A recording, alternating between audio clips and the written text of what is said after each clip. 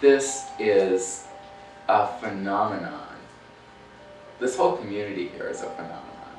And there are several people within this community who are just incredible people. And we had Lillian Fifield back in, and she was one of the first co-presidents. That was her. And then we've got Billy Russo. Assunta lives just down the road a little ways. Assunta Blasphemia. And there are people that we have within this community who aren't as flashy, perhaps, as some of those people, but are very strong. And we've just been incredibly lucky. It seems to me like it had to be. I mean, there was probably fate involved in it too, but certainly, if we're not going to consider fate, then it was just extremely lucky to have had all of these people together in the same place at the same time, and look around you. What do you think would be the main reasons why, or some of the reasons why, this little area could have one of the 40 existing actual gay centers in the United States?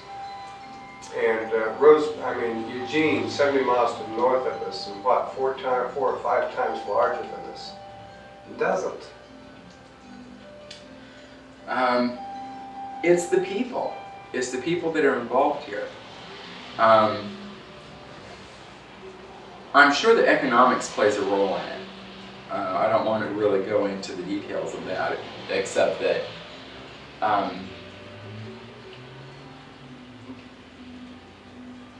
we have people here who are not only energetic and organized, but that have a vision.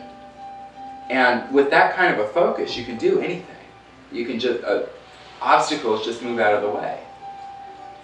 And that's certainly part of it. I mean, we've got Billy here. And Billy is just a phenomenon all by himself. He's just amazing. He is one of the strongest faggots I have ever met in my life. He's very powerful. Very powerful. Yes. And he's got, he can protect himself from burnout. He's got the kind of a job where he's not devoted to the thing 8 hours a day, 5 days a week, Instead, he can make the kind of money that he needs to live on, working 3 hours a day, Because he knows how to live simply. He's got it down to a science. So he's got all of this time and his resources that he can work with. He's got Doug with him. And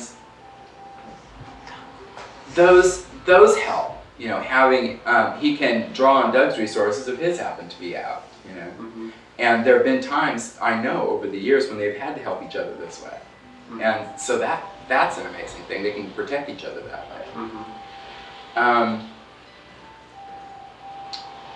The fact that he has such a strong sense of humor, he's intelligent, and he's got a really strong sense of humor, that protects against burnout. With a sense of humor, you can look at just about any kind of situation and still laugh at it. And as long as you can laugh at it, you are in control of the situation and not the other way around. Well, this community, like almost any other, well, I'm sure any other community like it and any other club has had its number of dropouts, and even since I've been in it, there have been, you talk about the people, I can remember a lot of the people that were around for a period of time and are no longer around. But do you remember way back when you were, at the beginnings of this thing, talking about Billy, was it as clear then as it is now that he had the amount of vision that you were talking about, the focus? No. The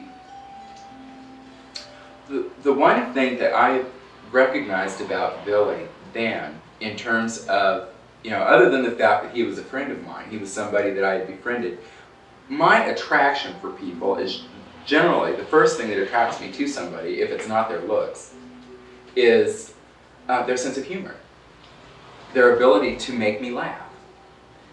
And that I respected in Billy right away. You know, he and I hit it off instantly, and have ever since. Well, I have to kind of respect that because I know I'm not that easy to go along with. The thing that I noticed first was how persistent he was. We were going back to put this gay hotline together. We had to go back to the phone company. It must have been a dozen times or more.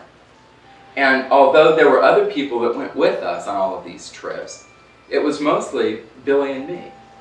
And I didn't talk to any of those people, the operators or the business people that were in the telephone office there. I didn't talk to them because I didn't know what they were talking about and didn't see how I could offer any useful help. I was mostly there just as kind of moral support for Billy. And it was amazing to me. We would go back, you know, and he'd have all these notes and everything. He was so organized.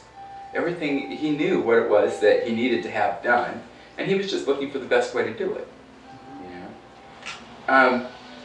At that time I was, you know, quite a bit younger.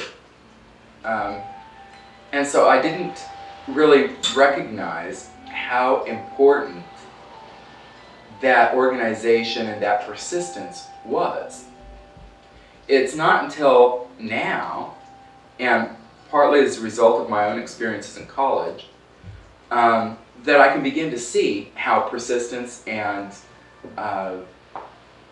direction, you know, a sense of a goal of some sort, work can be used in your favor. How that it may seem like it's not a very flashy kind of gift, but without it, things just fall apart.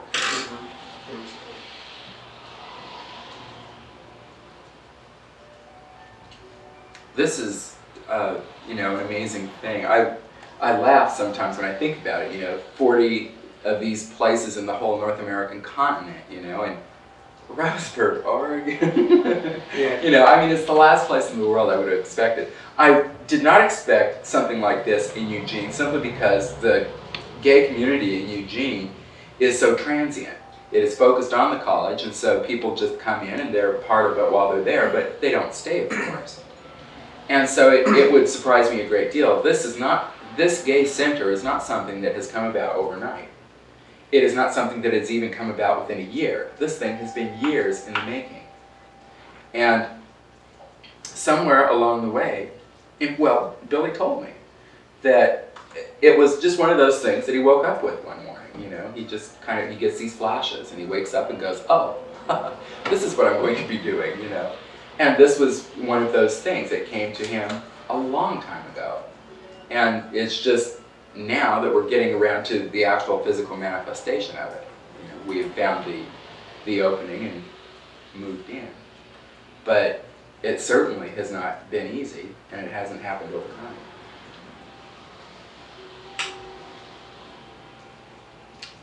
And let's see, is there